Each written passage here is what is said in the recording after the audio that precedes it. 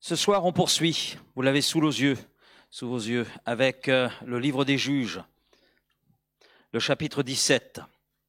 Alors, on a vu la semaine dernière le chapitre 16. On a vu, on fait plusieurs chapitres, mais on est arrivé jusqu'au chapitre 16. Chapitre 16 qui se termine avec la mort de Samson. Donc, on a survolé ce qu'a été la vie de Samson, la période dans laquelle il a évolué. Et Samson, c'est le dernier juge cité dans le livre des Juges. Mais ce n'est pas le dernier juge. Oui, le dernier juge, c'était Samuel, le prophète Samuel.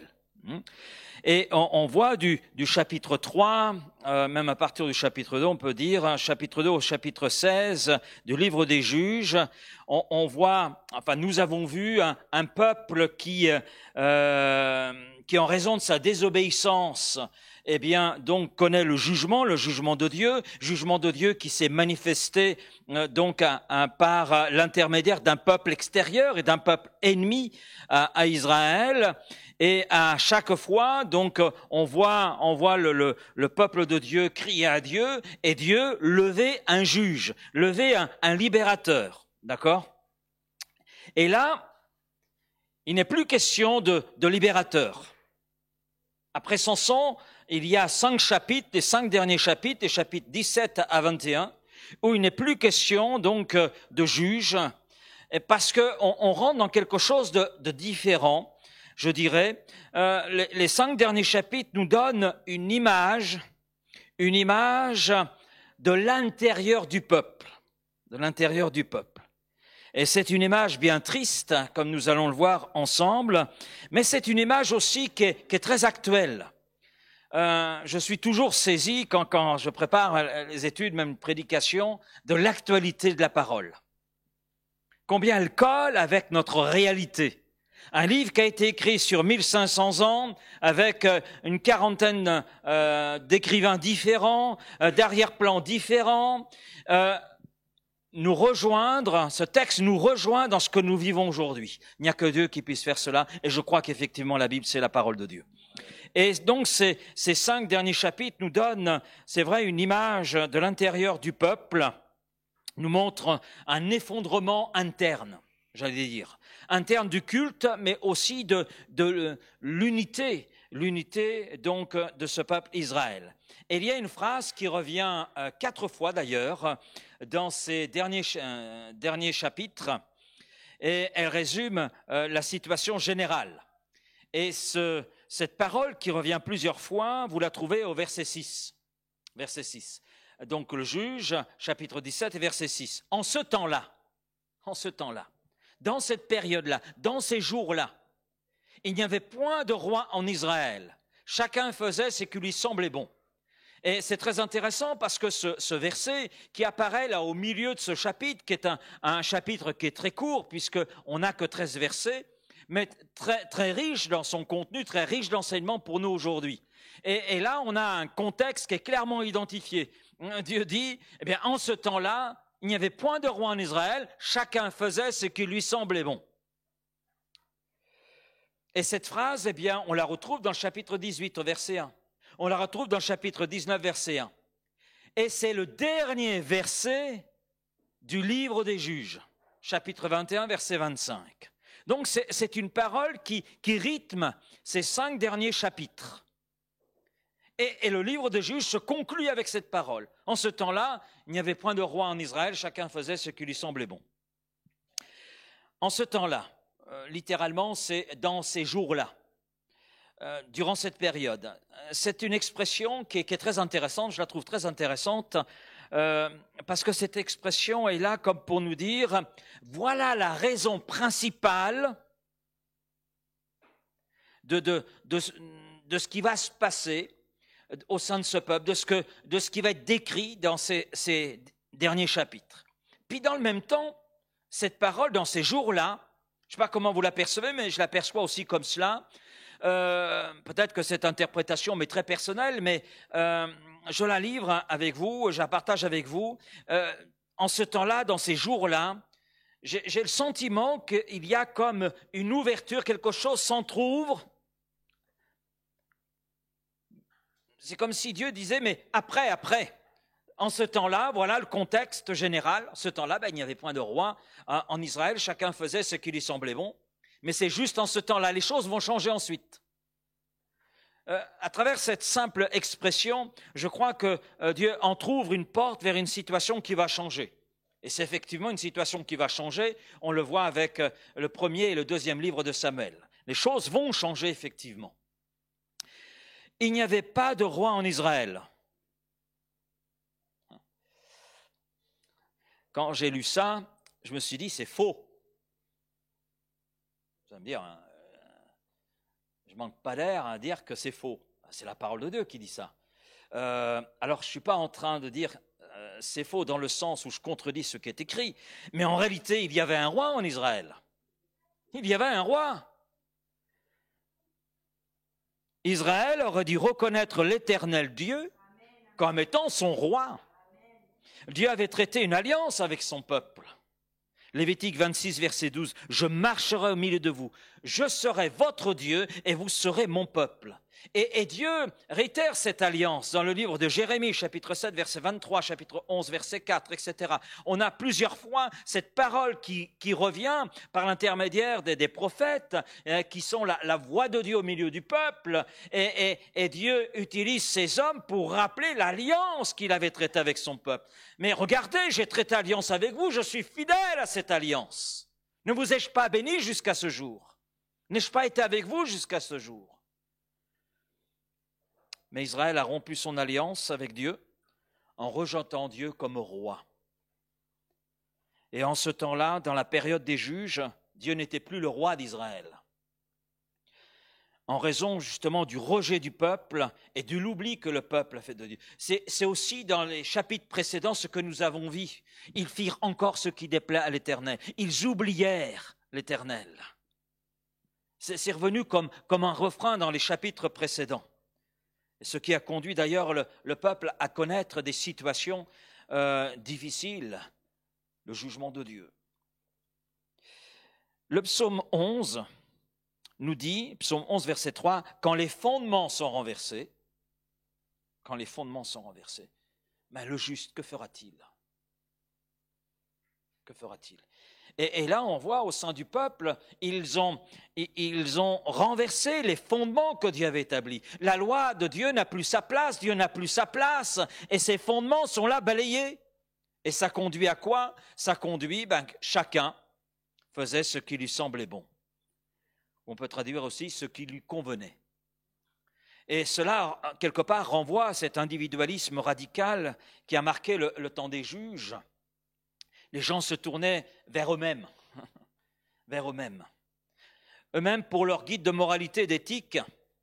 Et les gens ont vraiment senti qu'ils faisaient ce qui était juste dans la mesure où c'était selon ce qu'ils concevaient.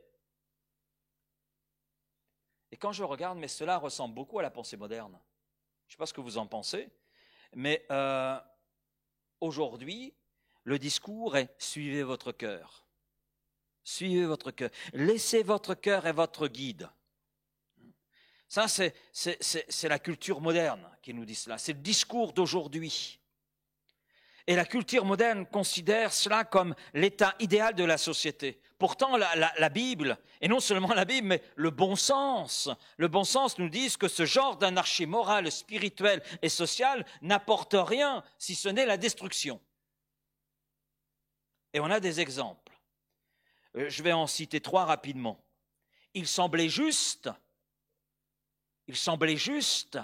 aux yeux d'Adam et Ève de manger le fruit défendu. Et oui, le texte dit quoi? Genèse 3, verset 6. La femme vit que l'arbre était bon à manger et agréable à la vue, et qu'il était précieux pour ouvrir l'intelligence. Elle prit de son fruit, en mangea, et elle en donna aussi à son mari, qui était auprès d'elle, et il en mangea. Adam et Ève ont jugé qu'il était bon. Elle le dit elle-même. Le fruit est beau, il est bon, il est agréable, il est précieux pour ouvrir l'intelligence. Bon, en plus, il y a un Satan qui est là, et par l'intermédiaire du serpent, il leur dit, mais si vous en mangez, vous deviendrez comme des dieux. Alors là, il n'en fallait pas plus, hein. Donc, il leur a semblé bon à Adam et Ève de manger le fruit défendu. Et pourtant, Dieu avait dit, vous n'en mangerez pas, sinon vous mourrez. Il semblait juste aux yeux des fils d'Aaron, Nadab et Abihu, d'offrir un feu étranger devant le Seigneur. Et pourtant, ils savaient, s'il y a des gens qui connaissaient la loi, c'était bien eux, parce qu'ils étaient chargés aussi de l'enseigner. Donc ils savaient que c'était mal. Lévitique chapitre 10, verset 1, les fils d'Aaron, Nadab et Abihu, prirent chacun un brasier, y mirent du feu et posèrent du parfum dessus. Ils apportèrent devant l'Éternel du feu étranger,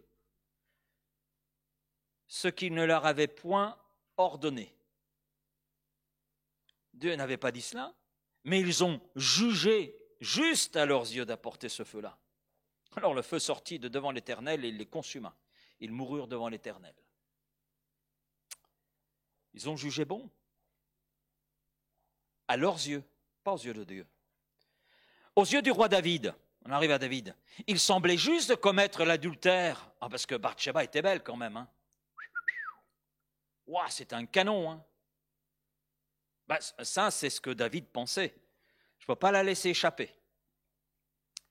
Et il lui était juste également, non seulement de commettre l'adultère avec une femme qui n'était pas la sienne, mais aussi de couvrir cet acte par un meurtre, de commanditer le meurtre du mari, la disparition du mari. Mais Dieu, l'appréciation de Dieu n'était pas la même. Hein. Comment Dieu a-t-il réagi après cette histoire de meurtre et d'adultère commis par le roi? Bien, le prophète Nathan se rend auprès de David et lui dit ceci de la part de Dieu. « Pourquoi donc as-tu méprisé la parole du Seigneur en faisant ce qui lui déplaît? Tu as frappé de l'épée Uri le Hittite, c'est-à-dire le mari de la femme, il l'avait pris pour commettre l'adultère. Tu as pris sa femme pour en faire ta femme, et lui-même tu l'as tué par l'épée des fils d'Ammon. Eh bien, l'épée ne s'écartera jamais de ta maison, puisque tu m'as méprisé, et que tu as pris la femme d'Uri le Hittite pour en faire ta femme. Ainsi parle le Seigneur, voici je vais faire surgir ton malheur de ta propre maison. Je prendrai tes femmes sous tes yeux, et je les donnerai à un autre. Il couchera avec tes femmes sous les yeux de ce soleil, car toi tu agis en secret, mais moi je ferai cela devant tout Israël et devant le soleil, etc. 2 Samuel chapitre 12. Oui, David a jugé bon, mais ce n'est pas ce que Dieu avait jugé bon.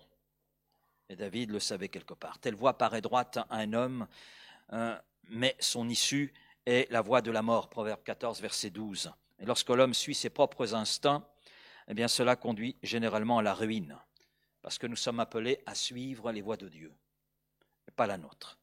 Jérémie, chapitre 10, verset 23, « Je le sais, ô Éternel, la voie de l'homme n'est pas en son pouvoir. Ce n'est pas à l'homme quand il marche à diriger ses pas. » Effectivement, il ne sait pas où il va.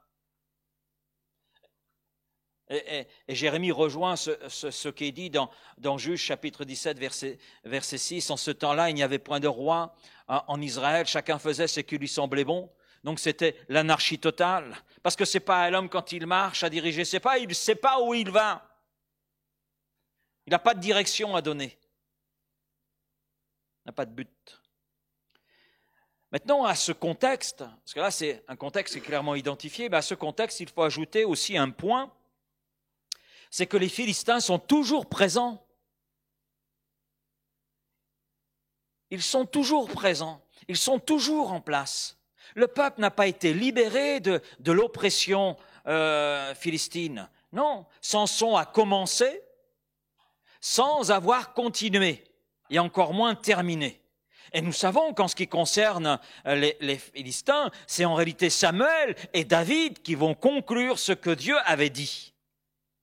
Et Dieu l'avait prophétisé à Manoach et à sa femme, il commencera. Il a commencé, mais il n'a pas continué et encore moins terminé. Donc ce qui veut dire que l'oppresseur est toujours là, au pouvoir. L'oppresseur, c'est ce peuple philistin. Quand Dieu n'a plus sa place, c'est ce qui arrive. Quelqu'un d'autre prend la place. Mais je trouve intéressant dans ce chapitre 17, le chapitre 17 Quand on le lit dans son entier, vous l'avez certainement lu dans son entier. Hein? Si vous ne l'avez pas fait, vous le relirez ce soir. Et ce chapitre 17 semble montrer que malgré ce contexte clairement identifié, et malgré la présence des Philistins, d'un peuple idolâtre, d'un peuple qui adore Baal, Astarté et compagnie, eh bien, le peuple de Dieu, le peuple d'Israël, semble s'être accommodé de la situation. Semble s'être accommodé. Et quand on lit la suite, et on va le voir ensemble, il a su tirer profit de ce contexte désastreux. Ce qui me conduit à dire que quand Dieu n'a plus sa place dans un cœur, la personne en arrive avec le temps à s'accommoder avec son environnement. Pourquoi ? Parce qu'elle a tout simplement perdu cette sensibilité spirituelle qu'elle avait tant qu'elle était sous l'autorité de Dieu et de sa parole. Quand on n'est plus sous l'autorité de Dieu et de sa parole, on perd cette sensibilité et l'environnement dans lequel on se trouve, eh bien, devient quelque part notre environnement, puis on s'accommode des choses. Des chrétiens ont lâché la main de Dieu et ils vivent comme le monde les environne et ils n'y voient aucun mal. Aucun mal. Ils ne voient pas en quoi il y a quelque chose de mal parce qu'ils ont perdu cette sensibilité spirituelle. Et c'est ce que nous voyons dans cette période des juges. Maintenant, après un contexte clairement identifié, il y a une fausse liberté. Une fausse liberté, c'est ce que nous allons voir. Avant d'aller plus loin, je veux citer 2 versets. C'est Jérémie 17, verset 9. « Le cœur est torteux par-dessus tout, il est méchant, qui peut le connaître ?» C'est à ce cœur-là d'arriver le peuple de Dieu. Ce cœur est tortueux, le cœur de ce peuple. Et il est devenu méchant. On va le voir. Proverbe 12, verset 15. « La voie de l'insensé est droite à ses yeux. » Là aussi, c'est ce que nous allons voir. Chacun faisait ce qui lui semblait bon.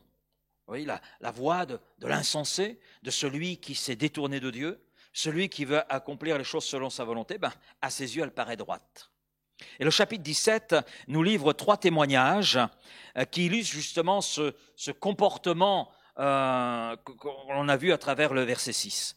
Nous avons qui ? Nous avons un fils voleur et manipulateur, une mère idolâtre, et je vais même ajouter voleuse, et puis un lévite opportuniste et corrompu. Ce sont les 3 témoignages. Vous êtes en train de vous dire, oh là, le message de ce soir, on va sortir de ce lieu complètement déprimé. C'est là dans la parole de Dieu, et c'est bon de voir tout ce qui est écrit. Alors, on voit tout d'abord un fils voleur et manipulateur. Oui, le chapitre 17 nous présente un premier témoignage, un homme qui vole sa mère. Il y avait un homme de la montagne d'Éphraïm nommé Mika. Il dit à sa mère, les 1100 cycles d'argent qu'on t'a pris pour lesquels tu as fait des imprécations, tu as exprimé des malédictions, même à mes oreilles, voici cet argent est entre mes mains. C'est moi qui l'avais pris. Mika, en fait, en hébreu, c'est une question. On peut traduire Mika par Miché, même racine. Mika, c'est une question en hébreu, qui est comme Dieu ? Qui est comme Dieu ? Qui est semblable à Dieu ? Alors, on n'a pas de précision sur Mika ou Miché, selon les traductions. On a juste son origine, géographique. Il y avait un homme de la montagne d'Éphraïm. Généralement, quand on lit la Bible, le nom qualifie la personne. Mais ici, nous ne voyons pas un homme qui se conforme et qui conforme sa vie à la parole de Dieu et à Dieu. D'où peut-être cette question. Que ce soit une question. Qui comme Dieu? Peut-être que l'écrivain, en relatant cette histoire, exprime les choses avec peut-être un peu d'ironie. C'est possible quand on lit ce texte.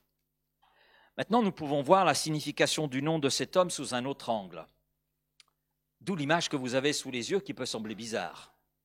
Vous connaissez cette boisson, Canana Dry? Vous connaissez? Alors, c'est vieux, j'étais enfant.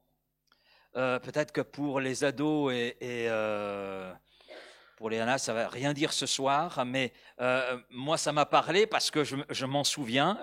Il y a bien des années, il y avait une publicité pour cette boisson. Elle existe toujours, hein, voilà, sous d'autres formes, et la publicité a un peu changé. La publicité pour cette boisson à l'époque était, je l'ai retrouvée sur YouTube, depuis toujours, Canada Dry est doré comme l'alcool. Son nom sonne comme le nom d'un alcool, mais ce n'est pas de l'alcool. Et en fait, vous allez dire que votre pasteur est un peu bizarre en étudiant le texte, en regardant Mika et ce que son nom signifiait, j'ai pensé à cette pub. Oui, Mika présentait certainement les apparences de quelqu'un de spirituel, d'où cette question qui est comme Dieu. Mais la réalité de son cœur était tout autre. Peut-être qu'extérieurement, devant les gens qui l'observaient, le regardaient, peut-être que c'était quelqu'un qui semblait être quelqu'un de bien. Il avait certainement des apparences, mais des apparences sans réalité, d'où la question. L'apôtre Paul, en 2 Timothée 3, écrit ceci, « Sache que dans les derniers jours, ça nous concerne, il y aura des temps difficiles. » Je ne vous apprends rien là. « Car les hommes seront égoïstes, amis de l'argent, fanfarons, hautains, blasphémateurs, rebelles à leurs parents, ingrats, irreligieux, insensibles, déloyaux, calomniateurs, intempérants, cruels, ennemis des gens de bien, traîtres, emportés, enflés d'orgueil, aimant le plaisir plus que Dieu, ayant l'apparence de la piété, mais reniant ce qui en fait la force. » Et Paul ajoute, « Toi, eh bien, éloigne-toi de ces hommes-là. » Il écrit à Timothée. Donc, ayant l'apparence de la piété, mais reniant ce qui en fait la force. Et je crois que c'est là une description quelque part de Mika, c'est une description de notre monde aujourd'hui, du monde spirituel, du monde religieux. Et on voit que rien de nouveau sous le soleil. Nous voyons un homme qui s'autorise à voler sa mère. Et ce qu'il a volé était à l'époque une fortune. Pour nous, ça veut trop rien dire, mais à l'époque, c'était une fortune. 1100 cycles d'argent. Ça représente 82,5 kilos de métal précieux. Imaginez.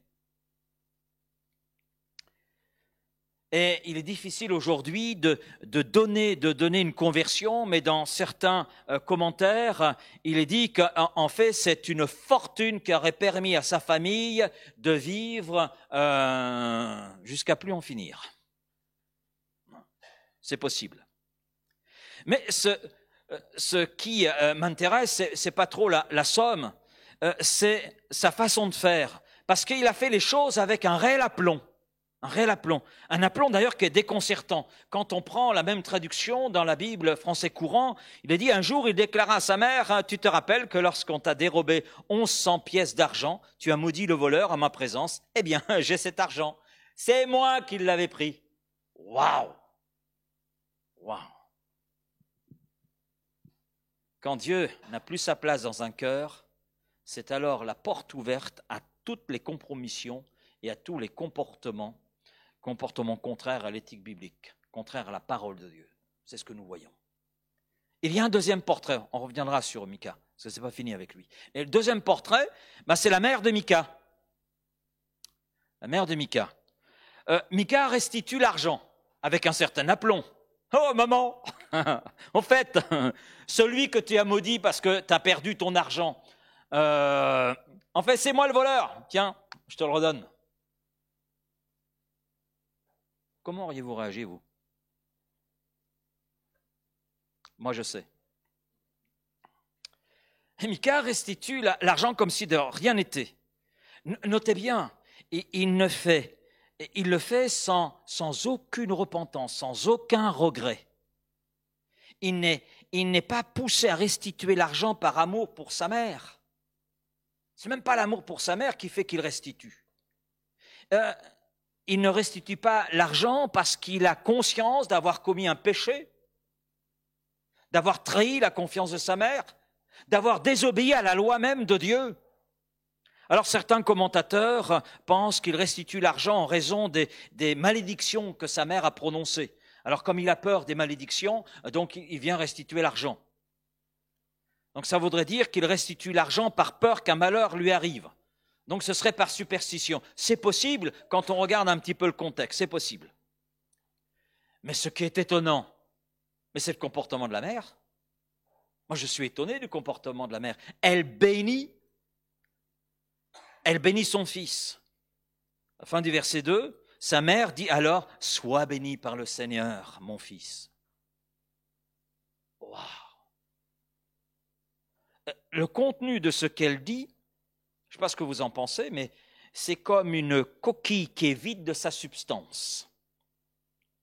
Dieu, dans sa bouche, n'est qu'un nom, n'est qu'un souvenir. Ce n'est plus une réalité dans la vie de cette femme, comme ce n'est plus une réalité dans la vie de son fils. Et vous avez aujourd'hui beaucoup de gens qui utilisent le nom de Dieu. Exactement comme cette femme, qu'ai-je fait au bon Dieu pour qu'il m'arrive tant de problèmes? Alors, je l'ai souvent entendu cette parole. Et souvent, je réponds en fonction de qui j'ai devant moi, mais est-ce que vous êtes préoccupé de Dieu avant? C'est maintenant que vous avez des problèmes que vous pensez à Dieu, mais vous avez pensé quand tout allait bien avant? D'autres disent, s'il y avait un Dieu, il n'y aurait pas toutes ces souffrances, et on le rend responsable des souffrances. Alors quand je regarde autour de moi, c'est l'homme qui est le responsable de toutes ces souffrances que l'on voit autour de nous. Si des gens ont faim, c'est que des hommes tiennent le pouvoir, tiennent l'argent, le nécessaire pour que ces populations puissent manger. Bon, je ne rentrerai pas dans tout cela, ce n'est pas mon sujet ce soir, mais ça mérite réflexion. Et parfois, parce que là, on n'a pas des gens qui sont ignorants des choses de Dieu, on a des personnes qui appartiennent au peuple de Dieu. C'est Mika et sa mère. Ils appartiennent au peuple de Dieu. Ce qui veut dire que parfois, des chrétiens peuvent utiliser le nom de Dieu injustement. On a un exemple, c'est Samson par exemple. Samson, homme rempli en plus de l'esprit, et qui était là, quand on regarde, il était là où il n'avait pas à être, à faire ce qu'il n'avait pas à faire, et lorsque l'ennemi arriva, il osa dire, pas de problème, je m'en tirerai comme les autres fois, et je me dégagerai, point. Mais il y a la suite. Il ne savait pas que l'Éternel s'était retiré de lui. Je trouve cette parole terrible. Terrible. Il ne savait pas, il n'a pas pris conscience, il n'a pas réalisé. Dieu ne devenait qu'un nom. Dieu n'est pas avec toi quand tu pêches. Non, Dieu n'est pas avec toi quand tu sais que tu es dans des voies qui sont en désaccord avec la volonté de Dieu. Ce n'est pas possible. Alors je ne sais pas quelle est votre pensée concernant l'attitude de la mère de Mika. Imaginez votre fils qui vide votre compte en banque, tout ce que vous avez économisé à travers les années,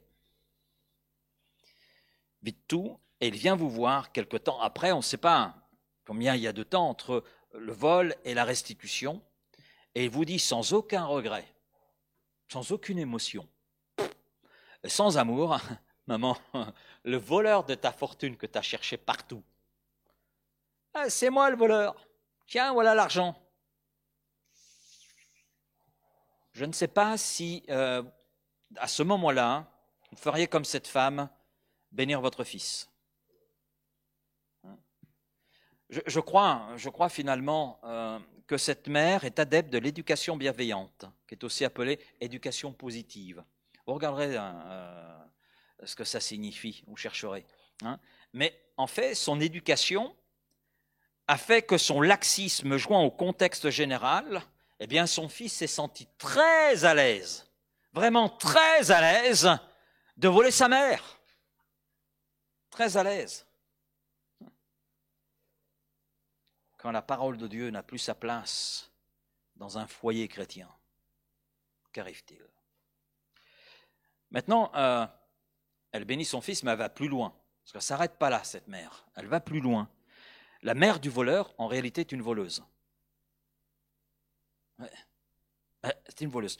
Ma remarque vous surprend, mais lisons la suite du récit.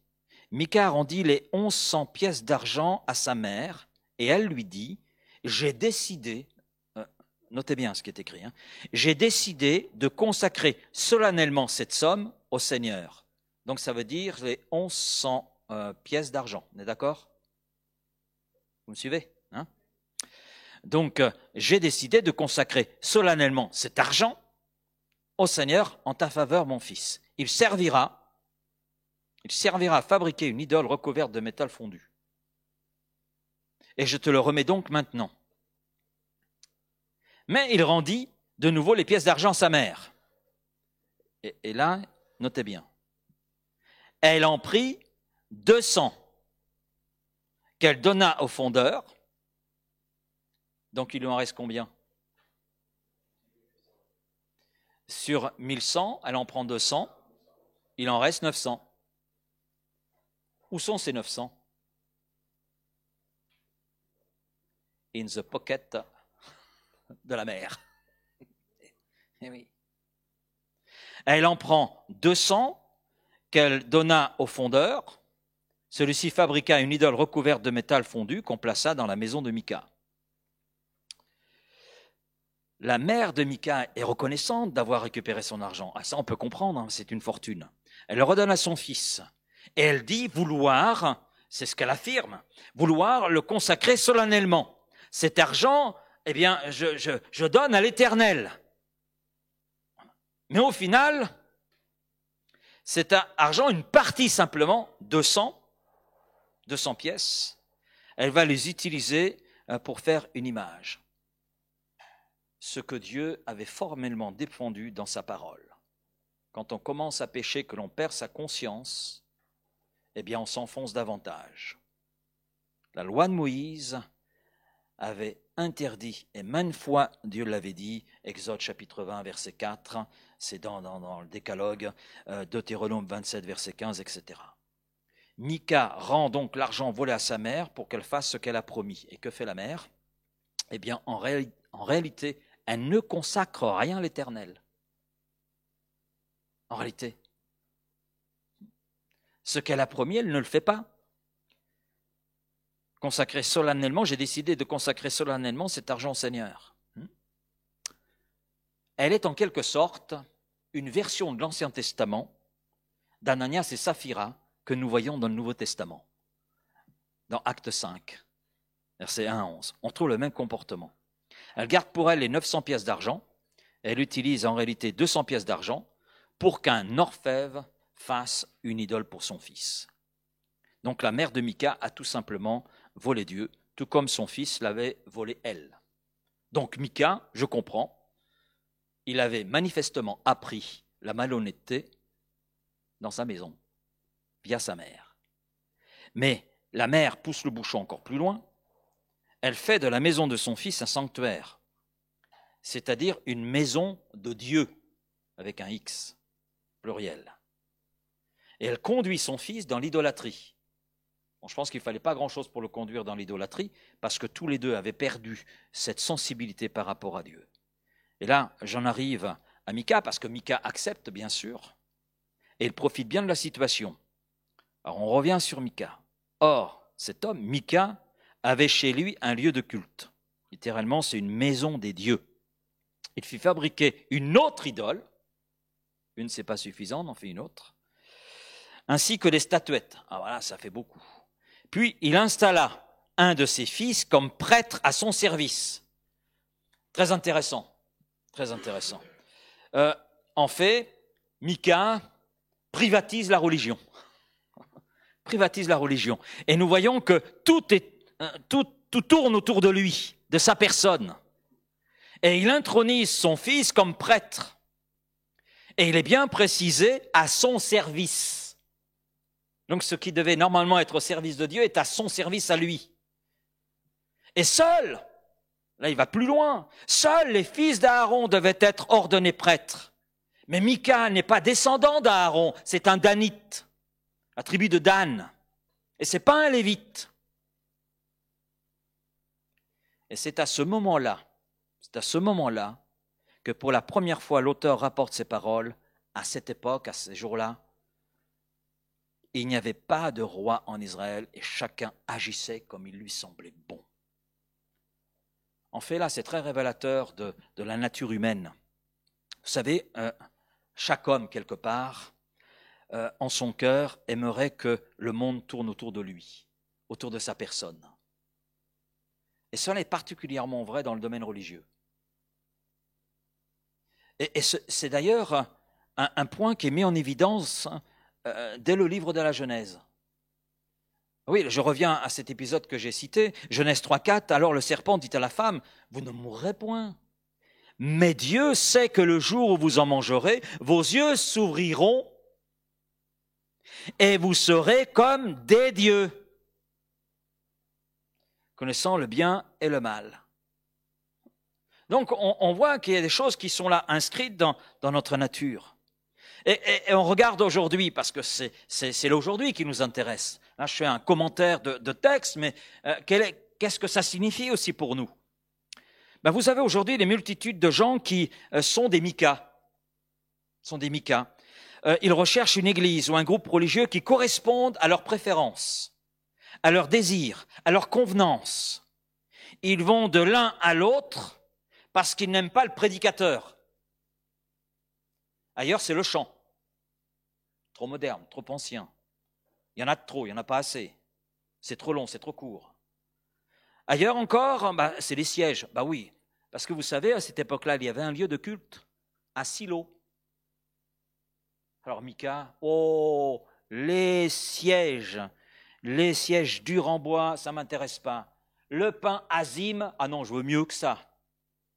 Puis il n'y a pas de kélim à Silo, donc ça ne m'intéresse pas. Puis les prêtres qui y professent, ils sont trop longs. Alors à défaut de trouver un petit peu comme Micah, l'église qui leur convient, eh bien, vous avez des gens qui en arrivent à avoir recours à la propre création de leur église. Je crée mon église, un nouveau groupe, voilà. Où là, au moins, les choses se font comme ils le veulent, comme ils le désirent. Vous avez des gens qui font comme ça, hein. Faut le dire, c'est la vérité. C'est la vérité. Et c'est un signe des temps, ils se donneront une foule de docteurs, avec toutes sortes de doctrines, des doctrines plaisantes, hein, parce qu'il y a des démangeaisons, on veut entendre ce qu'on a envie d'entendre. On est dedans, hein, on est dedans. Bon, après, il y a des gens qui font différemment, parce qu'ils n'ont pas les moyens de créer quelque chose, ou ils ne savent pas comment s'y prendre, alors ils abandonnent tout complètement. Au moins, comme ça, c'est radical. Bon, vous en avez d'autres qui sont un peu moins radicaux, ils choisissent de rester chez eux dans leur canapé et regarder le YouTube. Et là, c'est le top. C'est le top. On n'a pas à se déplacer, on n'a pas à supporter des sièges insupportables.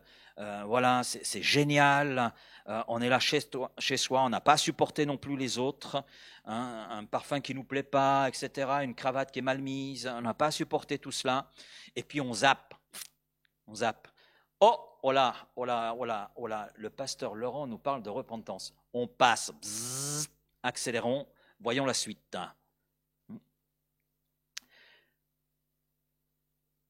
Non, c'est pas... C'est ça, hein, je contextualise ce qui se passe dans notre texte, Juge 17. Et ce que je dis peut paraître peut-être excessif, mais que dit l'apôtre Paul? Prêche la parole, insiste en toute occasion, Timothée, qu'elle soit favorable ou non, reprend, censure, exhorte, avec toute douceur et en instruisant, parce qu'il viendra un temps où les hommes ne supporteront pas la saine doctrine. Mais ayant la démangeaison d'entendre des choses agréables, ils se donneront une foule de docteurs selon leur propre désir, on y revient là, leur propre désir, détourneront l'oreille de la vérité et se tourneront vers des fables. Voilà, maintenant, Micah, on revient à lui. Il a sa propre église, voilà, il a ses propres dieux, voilà, et puis en plus, il a un prêtre à son service, qui est son fils.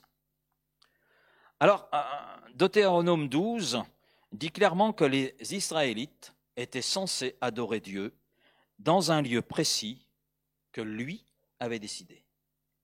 Et à cette époque, l'Arche de l'Alliance se trouvait à Silo, qui n'était pas très loin d'ailleurs. Quand vous regardez une carte, c'était vraiment pas très loin de là où Mika vivait. Et je relève une chose concernant Mika, c'est qu'il fait une imitation de ce que Dieu avait instauré au sein de son propre peuple, mais Mika le personnalise, le dénature, parce qu'en réalité, Dieu n'a plus sa place. Ce n'est que du vent, ce n'est que superficiel. Mais ce qui est terrible dans cette histoire, c'est qu'habituellement, quand on regarde les chapitres précédents, on voit le peuple adorer des idoles des autres peuples, des Baals et des Astartés. Mais là, c'est tout à fait différent. Tout à fait différent. Il avait une idole cachère. Vous allez comprendre, c'est une idole qui était dédiée à l'Éternel. Une idole cachère. C'est-à-dire, il est là dans un faux culte de l'Éternel avec un faux sacerdoce. C'est une moquerie de l'Éternel. C'est une moquerie de l'Éternel. Et on ne se moque pas de l'Éternel comme cela. Le culte agréé par Dieu est celui qui est inspiré par l'Esprit, qui est adressé à Dieu le Père en Christ, qui est la vérité, et qui est soumis au contrôle de la parole. C'est ça le culte qui plaît à Dieu. Et on le voit dans Jean chapitre 4, dans ce dialogue entre Jésus et la Samaritaine. Et en fait, Mika, lui, s'est autoproclamé. La religion est devenue une affaire que l'on gère en famille.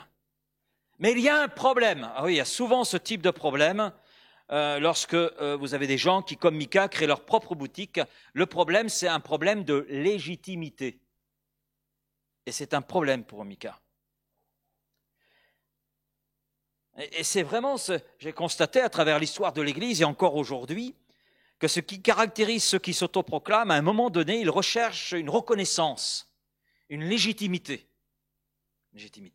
Et c'est là qu'arrive notre troisième personnage, le jeune lévite opportuniste et corrompu. Nous lisons, un jeune lévite séjournait à Bethléem. Bethléem, vous vous souvenez, ça signifie maison du pain. Localité de la tribu de Juda. Il quitta Bethléem pour chercher un autre lieu de résidence. En cours de route, il arriva à la maison de Mika dans la région montagneuse d'Éphraïm. Notez bien avec moi les mots qui sont utilisés. Je trouve ça très intéressant. Il est dit, un jeune lévite séjournait. C'est-à-dire qu'il avait une résidence, un lieu où il vivait. Séjournait. Et il quitta, c'est-à-dire qu'il laisse tomber. Le mot qui est utilisé là, c'est Bethléem, c'est fini, on va ailleurs. On va ailleurs. Ce qui veut dire qu'il n'avait aucune raison apparente de partir de là où il séjournait. Aucune raison apparente. Alors maintenant, quand on regarde un petit peu plus près, en fait, les Lévites n'avaient pas de territoire propre. Mais ils vivaient parmi le peuple. Et généralement, ils étaient identifiés comme appartenant à d'autres tribus. Non pas en tant que descendants, mais en tant que résidents. Ce qui veut dire que le Lévite qui résidait à un endroit devait être soutenu par la tribu de l'endroit.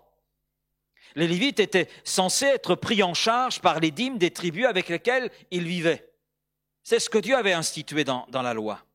Mais en ce temps-là, comme c'était l'anarchie, comme chacun faisait ce qui lui semblait bon, selon ses convenances, cela veut dire que la dîme n'arrivait pas. Il n'y avait plus rien, puisque Dieu était balayé et les Lévites étaient chargés d'assurer le culte à l'Éternel. Mais comme Dieu n'avait plus sa place, le culte de l'Éternel n'avait plus sa place, donc il n'y avait plus les dîmes pour que les Lévites puissent subvenir à leurs besoins. Et ce Lévite avait peut-être du mal à joindre les deux bouts, à faire face, alors il a trouvé une idée. Je m'en vais de la maison du pain. Je m'en vais de cette maison. Et au lieu de faire confiance à Dieu, au lieu de prier, de s'attendre à Dieu, il a voulu faire ce qui était juste à ses propres yeux. Il a choisi de se faire payer comme prêtre partout où il pouvait trouver une place qui lui conviendrait, c'est bien précisé, qui lui conviendrait. il quitta Bethléem pour chercher un autre lieu de résidence. Bien, cela explique comment ce lévite particulier, rencontra Mika. À un moment donné, ça s'est croisé. Et Mika et ce lévite, on les retrouve ensemble. Ils sont là ensemble et ils font affaire.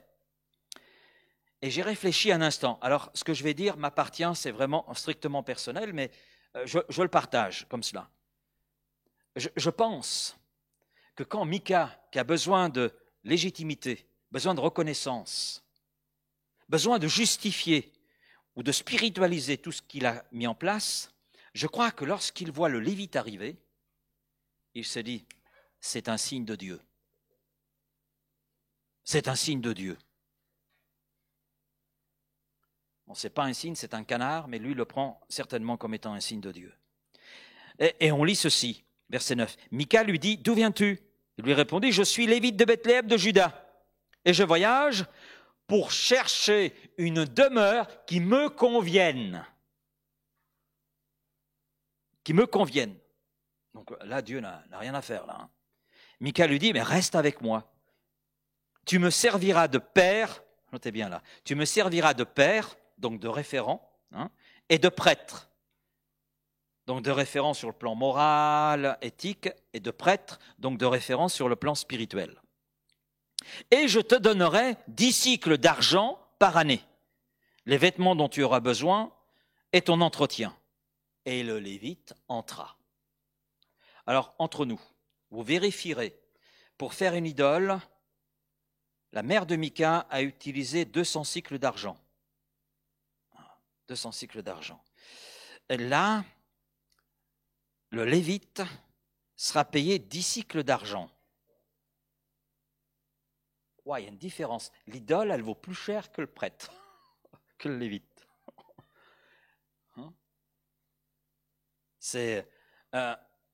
Et je dis, mais il est payé une misère. Il est payé une misère. Bon, bien sûr, il a les vêtements. Mais l'habit ne fait pas le moine.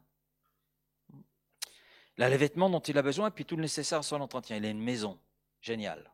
Voilà, j'ai tout ce qu'il me faut, tout ce dont j'ai besoin, tout ce qui convient, tout ce que j'estime juste. Et Mika voulait que ce Lévite reste avec lui, il travaille comme prêtre pour lui. Et il le fait, comme je l'ai dit tout à l'heure, parce qu'il voulait légitimer son culte personnel. Et en y faisant servir un prêtre qui est officiellement reconnu, eh bien, cela légitime tout ce qu'il fait. Et au fond de lui, il savait que son idolâtrie était fausse. S'il avait besoin d'être légitimé, c'est qu'il savait au fond de lui-même que le culte qu'il avait mis en place était faux. Oui, sinon il n'y a pas besoin de chercher à être légitimé. Si tu es dans le plan de Dieu, tu n'as pas besoin de chercher à légitimer. Non, mais c'est parce qu'il est dans le faux qu'il a besoin d'être légitimé. Et ce qui a été, c'est ce qui sera, dit l'Ecclésiaste, et c'est ce qui s'est fait, c'est ce qui se fera. Il n'y a rien de nouveau sous le soleil. Ecclésiaste 1,9. Des chrétiens, pour légitimer une situation dans laquelle ils se trouvent, n'hésitent pas à chercher le pasteur ou l'Église qui va les conforter dans leur position, légitimer leur situation. Et à travers mon pastorat, je l'ai vécu cela. J'ai rencontré dans mon ministère des personnes ainsi. Et je me souviens entre autres de 2 personnes qui voulaient se marier et qui m'ont demandé donc de présider la cérémonie. J'ai refusé. J'ai dit non. J'ai dit non tout simplement parce que ces personnes n'étaient pas en accord avec l'enseignement biblique. Et je leur ai expliqué les choses, et j'ai pris le temps avec eux de leur expliquer les choses. Donc, comme je leur dis, ne m'en demandez pas de faire quelque chose que la parole de Dieu ne m'invite pas à faire. Je ne peux pas, ce n'est pas possible. Mais cela ne les a pas dérangés. Ils m'ont dit, c'est pas grave. C'est pas grave. Bon, ils ont trouvé un pasteur et une église pour le faire. Et quand ils sont venus me voir, c'est fait. Oui, mais quelques mois plus tard, c'était le divorce. Eh oui. Quand je dis quelques mois, je suis très généreux d'ailleurs. On trouve toujours quelqu'un qui acceptera de légitimer une situation non conforme à la Bible. On trouvera toujours quelqu'un. Et j'irai même plus loin en disant on trouvera toujours une église pour légitimer le péché.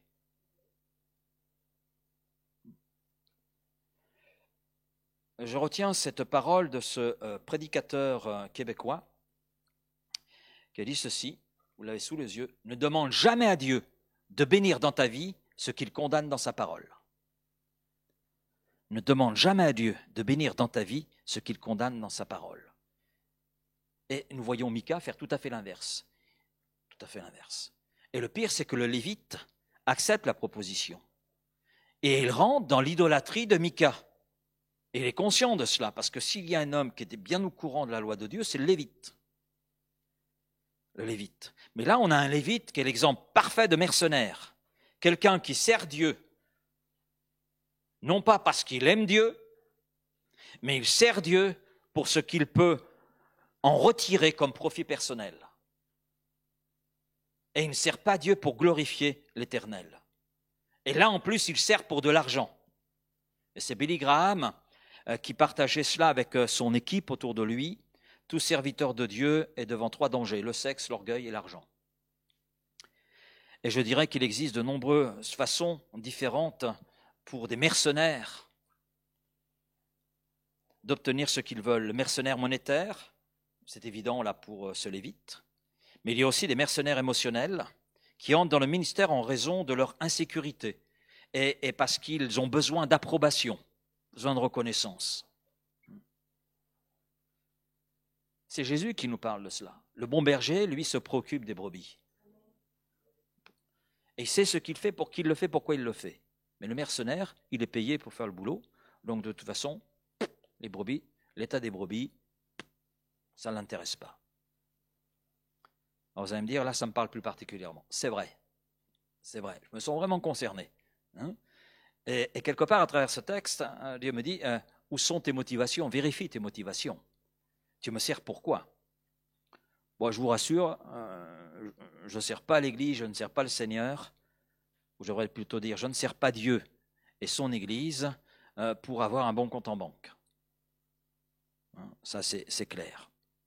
Et je pense être transparent là-dessus.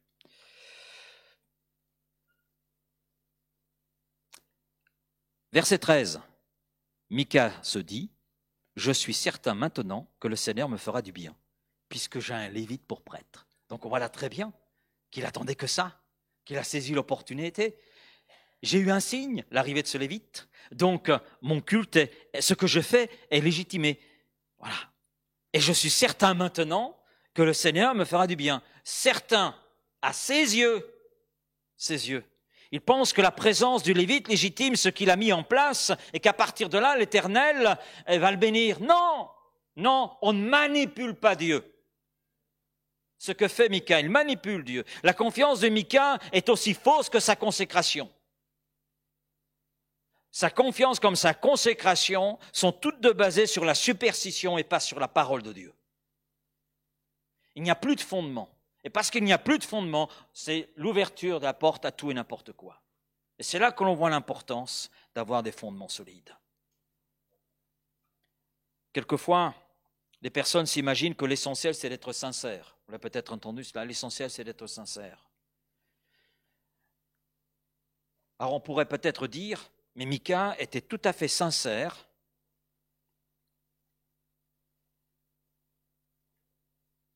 mais totalement faux. Oui.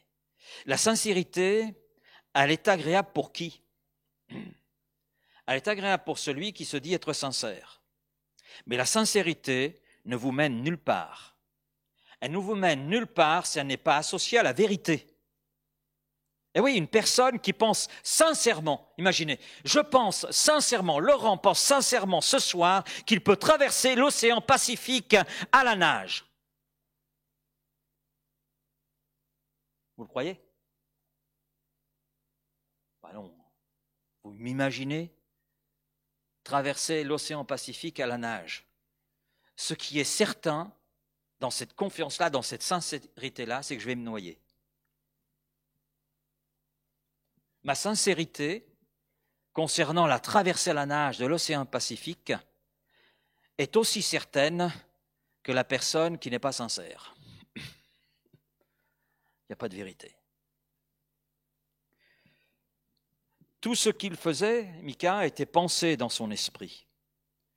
On a je ne sais pas si vous avez remarqué, on n'a rien, on n'a rien, j'allais dire, de la piété, de ce qui est spirituel. On n'a pas une voix qui s'élève pour Dieu.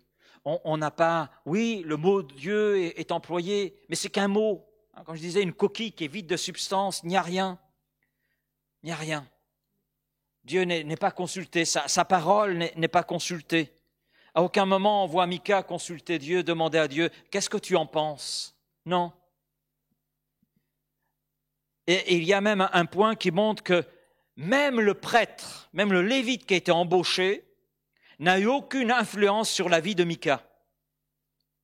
Parce que Mika dit, vis avec moi, sois à la fois mon père et mon prêtre. D'accord? Mais un petit peu plus loin, vous lisez le texte, Mika dit, l'homme était pour lui comme l'un de ses fils. Ben oui, ça veut dire quoi? Ça veut dire qu'il ne s'attendait à rien apprendre de la part du prêtre, qui par vocation était un enseignant. Et il n'avait pas non plus l'intention d'être guidé dans sa vie personnelle et spirituelle. Et je me dis, mais quelque part, les hommes ont besoin de prêtres. Comme Mika, ressente cela. Eh, pasteur Laurent, sois mon prêtre. Est-ce que tu peux prier Dieu pour moi? C'est ça, hein? Ta prière, tes sacrifices sont mieux que ma prière et mes sacrifices. Vous avez des gens qui agissent comme cela. Oui, il est bon de prier les uns pour les autres. Il ne faut pas se méprendre sur ce que je dis. D'accord là-dessus. Mais quelquefois, des gens faites la prière à ma place. C'est dans ce sens-là. Faites les choses à ma place. Faites les efforts à ma place. Mais moi, je veux la bénédiction. C'est tout ce qui m'intéresse. Tout ce qui m'intéresse. Proverbe 14, verset 12, telle voie paraît droite à un homme, mais son issue, c'est la mort. Je crois que ce chapitre 17 est très intéressant parce que nous avons un exemple magnifique. Je dirais, enfin magnifique, je mets des guillemets dans ce mot magnifique. Vous allez comprendre pourquoi je mets des guillemets. C'est un chapitre très intéressant parce qu'on voit l'engrenage du péché. L'engrenage. Et l'engrenage du péché qui est couvert par une religiosité. Je ne sais pas si vous avez remarqué, mais dans l'Écriture, on voit cela, les gens qui pêchent contre Dieu ont besoin quelque part d'apporter un petit bout de religion, un petit bout de spirituel pour un peu couvrir les choses, pour se rassurer. Non, il n'y a qu'une issue. Hein. Si tu pêches contre Dieu, eh bien repens-toi, confesse ton péché. Dans ce récit tragique, je dirais que chaque personne est coupable. Chaque personne est coupable d'un terrible péché, que ce soit la mère de Mika, que ce soit Mika, que ce soit le Lévite. Maintenant, la responsabilité du Lévite est plus engagée que les deux autres. Je dirais qu'il est plus coupable que Mika et que sa mère, parce que ce Lévite était censé connaître la parole de Dieu, la loi de Moïse, est censé l'enseigner. C'est pour ça qu'il est appelé Lévite. Donc, c'est-à-dire qu'il est déjà en activité. Il est en activité. C'est sa vocation. Mais il est loin de sa vocation, il est loin de tout cela. Et les trois sont coupables devant Dieu. Et lorsque nous prenons, ça sera mon mot de conclusion, lorsque nous prenons la parole de Dieu au sérieux. Vous l'avez là sous les yeux. Lorsque nous prenons la parole de Dieu au sérieux et la vivons, nous montrons au monde la valeur de faire ce que Dieu dit être juste. Amen. Lorsque nous prenons la parole de Dieu au sérieux et la vivons, nous montrons au monde la valeur de faire ce que Dieu dit être juste. Amen. Et là, c'est une voie tout à fait différente de celle dans laquelle se trouvaient nos trois personnages dans ce texte.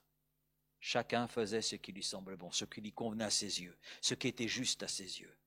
Mais on voit où cela les a conduits. Et l'histoire de Mika ne s'arrête pas au chapitre 17, il y a le chapitre 18, triste fin. triste suite. Cet engrenage du péché où cela va conduire un homme, où cela va conduire le Lévite, où cela va conduire aussi tout un peuple. C'est terrible.